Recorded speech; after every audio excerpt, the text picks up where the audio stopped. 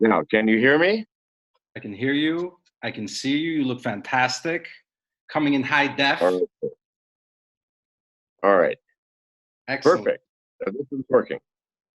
So I'm proud to have the founder of McAfee Antivirus, someone who clearly could retire 10 times over, but instead spends time with people like me, helping educate the world, protect us from the tyranny of the justice system, keeping us safe with our privacy.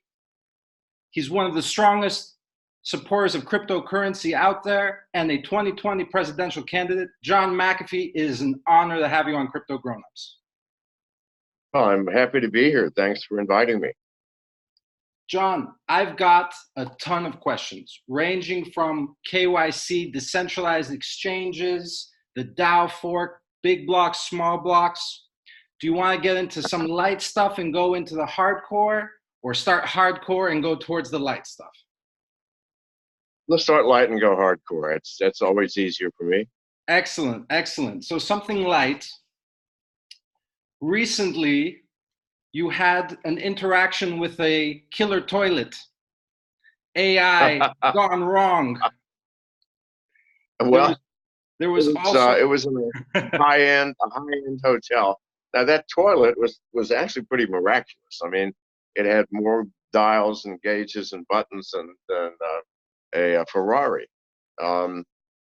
What it did is it basically, you don't need toilet paper. It basically washes you clean, blow dries you. You get to set the temperature. You get to set the pressure of the water. You get the temperature of the toilet, the whole thing. Really fancy toilet, but it just went crazy. You know, and I went into the bathroom and the thing was, a pipe was pushing in and out of the back of the toilet. You saw the video, perhaps. Yes. Some crazy stuff. So yeah, I went next door and used the toilet. So with that being said, I know, you know, recently I'm in Shanghai. There was recently an AI conference where there was a big discussion between Jack Ma and Elon Musk, where Jack Ma was saying, you know, I'm very optimistic about the future of AI, and I'm very hopeful that it'll be safe. And Elon Musk retorted, well, those are famous last words, my friend. What's your stance on AI? I'm fully with Elon Musk, 100%. We are creating our annihilator. Here's the thing that people do not understand. You look at tiny bits and pieces of AI and go, well, that's not very threatening. What can we do? Or we can control that. No. AI is not something that runs on a computer or on your smartphone or on a laptop or an iPhone, you know, an iWatch, whatever these little watches are that, you know, are half computers. No. AI is the system of these connected fucking devices. Please God, let's understand this. Okay, so what does AI have now? The brain is not very developed, but its capacities are astounding. Cameras on every street corner, in every street, in every city in the world. Devices in your television that listen to you and watch you.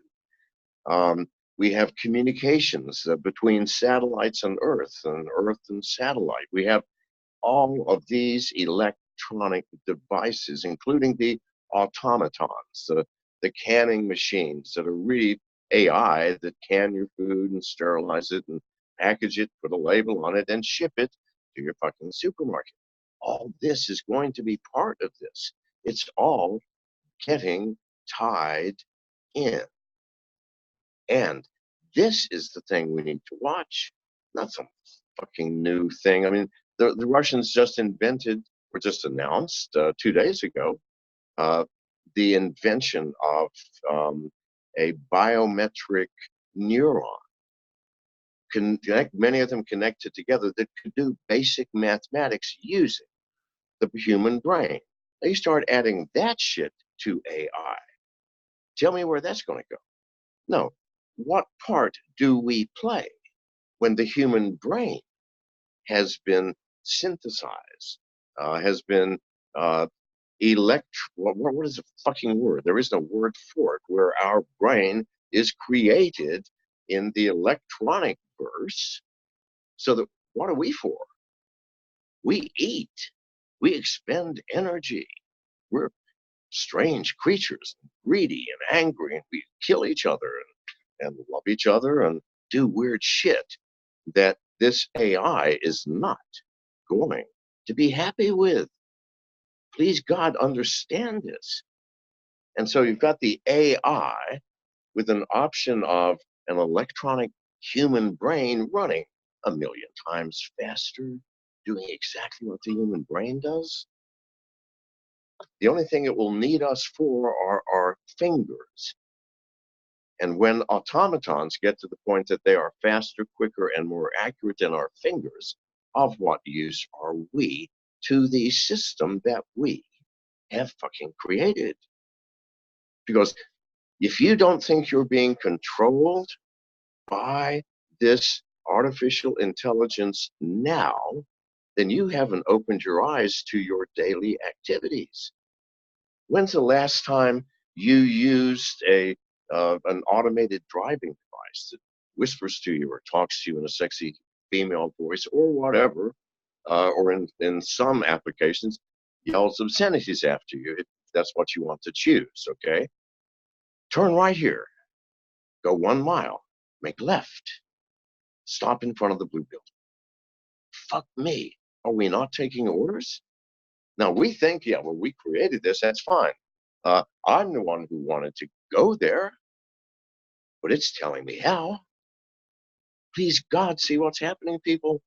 Elon Musk is 100% right. We are digging our fucking grave here. And it's a good example of one of those technologies where you gotta go slow. Hello? You gotta be very. Oh, fuck me. We're frozen? No, I can hear you. Can you hear me? It was the AI screwing with us. Did you get any of that? I got everything, and I think it was the AI screwing with us a bit there. It was upset with what we were talking about, so we apologize, AI. But I think that's a great example of where you need to be slow in your thinking. Do things measured rather than just try to invent. And it's not a race towards getting to a certain place. This could be the end of our species, just like you said. So right. But again, you folks need to listen to people like Elon and me and hundreds of others that truly understand architecture, computer architecture, electronic architecture, digital architectures. Why? Because the architecture is the big fucking picture. I mean, when you build a system, any kind of system, I don't care what it is, small or large, the first thing you do is you architect it. We're going to have a major module here that's going to be controlling these subroutines, doing these functions, communicating along these paths. Now, for large systems, that's a massive fucking job to both create and understand. Elon understands that shit. I have lived my entire professional life doing that shit. We know what we're talking about. No, clearly, and this is what, as time passes, there's going to be further and further a gap of knowledge about these things, right? Where, back in ancient Greece, the general population knew about general things. Today, there's such a gap between the specialist and the generalist that you need to put trust in these cautionary moments.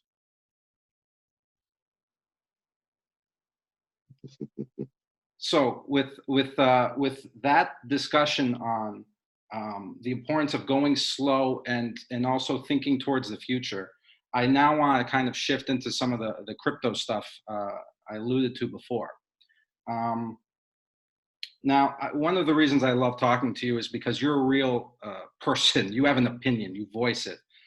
Nowadays, there's a lot of influencers who are key opinion leaders with no opinions.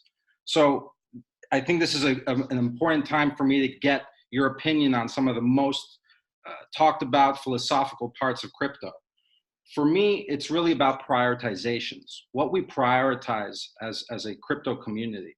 And there was no singular moment that was defining then the DAO fork, in my opinion, when Ethereum split based on the philosophy of code is law. Ethereum Classic is the chain that created, that stuck with code is law, immutability. We believe in that as the highest level of importance. Ethereum felt that there were things that can be higher in importance than code is law, and that's why code was changed. What is your stance on this, John? I think we're talking about trivialities that in the long term will have absolutely no meaning. The reason we have the leisure to even talk about is code law is because the war has not yet begun with the rest of the world. I mean, there have been, of course, a number of incidents. India outright banning cryptocurrency and making it illegal. The SEC wanting to step into cryptocurrencies to make sure that it can monitor and control, even though they do not meet the letter of the law as securities, and yet they're stepping in. Governments around the world, why are people doing this? Because they are panicked. Governments are panicked. Financial institutions are panicked. Banks specifically are panicked. Why? Because if cryptocurrency continues and reaches its fruition, which I know it will, it's a mathematical principle, it will. It's Pandora's box opened. We ain't shoving that back in, I promise you, okay? So it is here in the world and it is growing. So we have the leisure to talk about is code law. No, there's something far more important than any of that, and that is freedom for the individual human species important or not? You got to answer that question first. If it is, go ahead. I mean, we agree on that, right? I mean, I feel that almost anybody in our community agrees on that. If it is, there is no law other than the law granting me the right to be me. And who controls that law? I do. That is the only law we need to worry about right now, the law of freedom.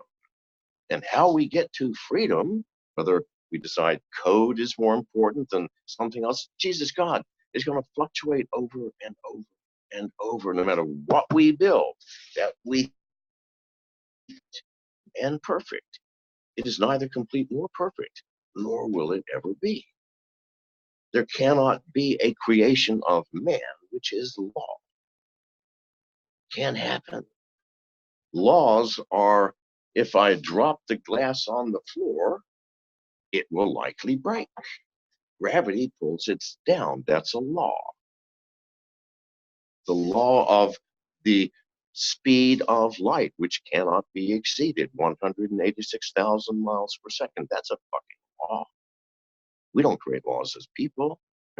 We create tools. Is a tool. I've been a coder my whole fucking life. I know what I am talking about. We create tools as people. The laws that we create are the things that we are trying to always escape, is it not? Because what laws do we create? Thou shalt not. On all of our laws, thou shalt not steal, thou shalt not murder, shalt not have sex with thy neighbor's wife, shall not be late for work. These are the creations of the human mind, and these are constantly changing. In America, in the 1920s, alcohol was a bad thing and banned. Massive laws against the possession, sale, or consumption of alcohol for 14 years. It created a culture which drank more alcohol than anything at any time before that law was passed. Now we have laws saying you can't smoke weed, yet everybody does. So if you want to talk about a law, let's put that law in that basket where it is changed as per the whims of society, period. The whims of government, whims of politics, the whims of business. The laws that man created are nightmares, constantly changing. Right today, wrong tomorrow, maybe right again the day after. No, code can't be law. It's a long answer to No, your question. it's a fantastic answer, because it really it speaks to the need for us to be flexible, and it brings me to thinking about Bitcoin. And one of the things that I think creates its value is the trust that there's always going to be 21 million. Now, if we think that that can be changed, that affects the value proposal of Bitcoin in the long run. At least that, I mean, don't you agree? Well, I think the real value in Bitcoin is its utility. If you use Bitcoin, you see the fucking value. I mean, I get to, while I'm sitting here or in bed, move assets, move money around the world in a matter of seconds without getting dressed, without having to go to the bank and fill out a form, without having to wait 24 hours before the money can be wired, without having to even tell anybody or ask anybody's fucking permission to do it. Good God, man, that's the value. That's the fucking value. Everything else is smoke and goddamn mirrors. It's So all human emotion. the scarcity aspect. I'm sorry? The scarcity aspect, where we know that there's always going to be 21 million. The aspect is only has interest to people who are collectors. What is a collector? Someone who buys Bitcoin and waits for it to go up so they can sell it again. I'm sorry. That is counterproductive to our fucking mission, people. The purpose is not to make you rich by having it. The purpose is to make you free by fucking using it. Wake up, people. This is the value. Yeah, I guess the question then comes to what parts of it are controlled by who, and as long as it's massively decentralized, that shouldn't be a concern, right? As long as we all vote on what those rules and laws are. But yeah, I'm less concerned with that. I mean, we are smart enough to develop systems that cannot be controlled by anyone. I mean, there are questions about some of the coins. I mean, 51% of tax and so on. But who gives a shit? We are clever enough. Bitcoin is not the end all, my friend. No, there are thousands of other coins, many of them hugely valuable, many of them total trash. But it doesn't matter. It doesn't matter if there are millions of them that are total trash, as long as within this trash heap, certain gems glimmer and call us. Things like DAI. You want a fucking stable coin? I want to meet the motherfucker that designed that, because that is never more than 1% off of the US fucking dollar. All done through what? Fucking contracts. Jesus Christ. I love that. And I've some of my transactions are in DAI, and I'm simply astonished. No matter what the volume is, $30 million a day, $8 million a day, it does not vary more than 1%. It's Now, sexy there's math. value. That's why, right? It's the mathematics you love so much. That's the math I love. Jesus God, people, you created something there. Privacy. Now, once people truly understand that you have Bitcoin, if you do business with somebody and send them a coin or receive a coin, then if they choose, they can do an Etherscan or whatever and find out what you got, where it's coming from, where it's going to, what the balance might be.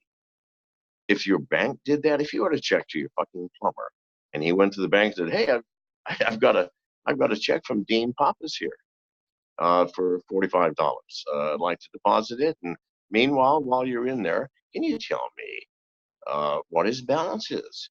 And would you also keep me informed from now on until forever, all the money that comes in and from where, please, and all the money that goes out and to fucking where?" Now, if the bank did that, would you be a happy camper? Yeah, no, I think you've got a point there, John. I would not be a happy camper. All right then. So Bitcoin can't be the fucking answer. Right. And a lot of people criticize that, Monero, SafeX, Apollo. There are hundreds of privacy coins which truly cannot be tracked. You don't know who is sending what to whom ever, and you can't ever find out. And yet, in that privacy, still the guarantee, it's trustless and permissionless. Fuck me. Isn't that a better alternative? Now, I'm not saying Bitcoin's going to die. Of course not. It's going to be the store of value because everybody knows the word. It is the grandfather, and it will never go away, which is why I'm bullish on Bitcoin. But as a currency, that will fade. Yeah, right now the argument for privacy is much stronger. What do you think will happen with fiat on-ramps? Like right now, the only way most people, what do you think is going to happen with the way people purchase these cryptocurrencies? Today, they have to fill out these rigorous KYC. How do you recommend somebody go into cryptocurrency? What do you think that's going to turn into? Well, you know what? I probably know more about this than anybody because of who I am. Everybody with a bright idea comes to me. 99% of those bright ideas are, uh, lanterns in a dark cavern about to go out. But every now and then, now, up and coming, and you watch for this, folks, are going to be shops, like a computer repair shop, all right? That is an over-the-counter cryptocurrency dealer. Just like, you go into gas stations, you fill up your car, and you can go and you can buy a lottery ticket, okay? It's nothing to do with gas, and yet the perfect thing. So maybe computer repair might be the place to start. And the over-the-counter is, God, I need some Bitcoin. I go down and I pay him $20, and he fills me up with $20 worth of Bitcoin. Or I go down and I have $100 worth of a Monero, and I cash it in, and he gives me $100. Now he takes his percentage, of course. This is just one of 100 different ways people are going to be able to buy and use cryptocurrencies. Cryptocurrency credit cards. We've got a little scan code on the back. Take your smartphone, scan $200 worth of Bitcoin in, and then go use it just like a regular credit card. See, you're talking about cash as if cash is going to be around forever. Oh, if cryptocurrency has its say, cash is going to disappear. What purpose is there to, a bag full of paper that can be monitored, seen? Nothing. A lot of cultures have already, gone massively digital. I live in China right now. They always look at me weird if I'm using cash because almost everybody uses the scan of WeChat. So yes. So clearly in the right. So why worry about how people are going to buy it? Because clearly they're going to be able to buy it because it's happening now. Yeah. Right? My concern more is, will they have to, right now, so many people are buying it and giving their KYC information. It's how do we preserve privacy in the on-ramp? But I think okay. Well, let's talk about distributed exchanges that work on smart contracts.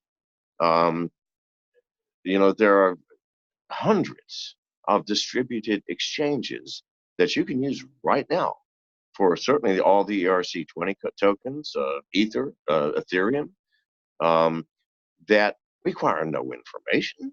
You don't need any fucking information. You need a portal into the worlds of transactions. That's what these things are. You just, oh, there's a website I can go on to and exchange my Ether for Monero. Perfect. You have a contract with an individual within that. You don't give anybody your fucking name, your age, your address, your job, your social security number, no photographs, nothing.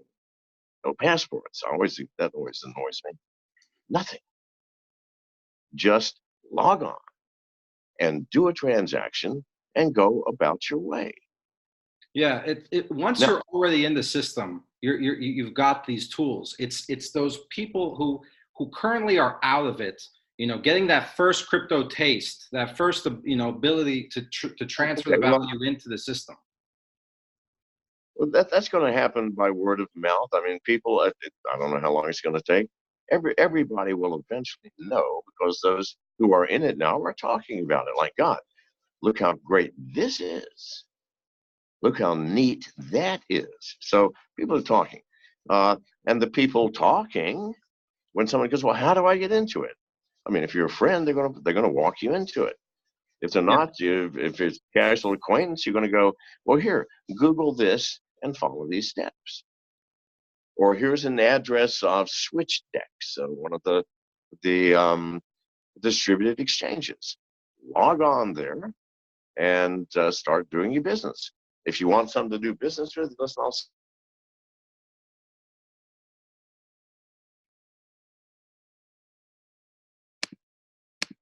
I hope I didn't lose him. Hello? Hello, John? I think I lost you there for a second. Hello?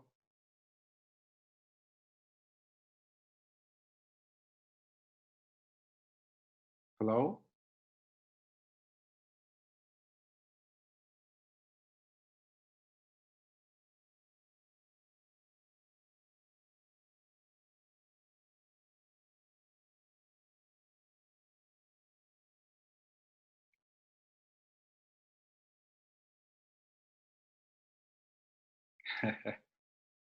Oh, that's awesome.